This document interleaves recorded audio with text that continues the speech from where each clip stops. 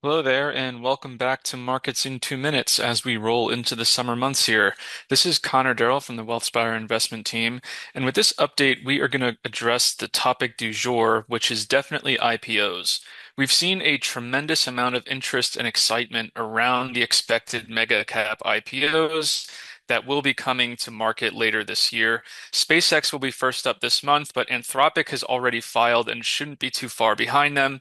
And then, of course, you have OpenAI, among others, that are sort of waiting in the wings and positioned for potential IPOs later this year. But what we want to focus on today is the actual historical performance of IPOs after their initial listing, because the data suggests it isn't all that positive.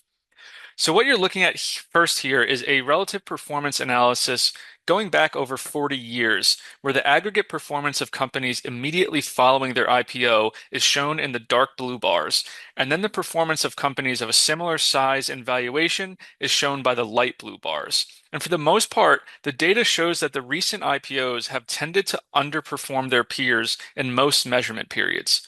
Of course, this is aggregate data, and there is always going to be outliers and a wide range of actual outcomes, but it's important to keep in mind that performance is far from guaranteed simply by the fact that a company has made the jump to public markets.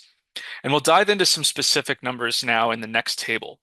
This is data that was recently published by Truist, and they took a look at 30 relatively recent high-profile IPOs and analyzed how those individual stocks performed over the course of their first year of trading. And this analysis includes some big names. It's got Facebook, Twitter, Spotify, and Uber, among others. And it should stand out here that it's been close to a coin flip in terms of whether the company even produced a positive return over its first 12 months of trading. In fact, it's even been a little bit worse than that. Again, there's a wide range of actual outcomes, but one piece of data that we think is most important here is that maximum drawdown figure. On average, these companies experience a drawdown in excess of 50% at some point during their first year on the exchange. And in fact, if you were to dive deeper into this data, you'd find that no company was able to avoid a drawdown of less than 20%. So investors looking to dive into new IPOs should proceed with caution and understand that things are likely to be quite volatile. This is something that we are probably going to continue sharing perspectives on, just given how pressing it is over the coming weeks and months.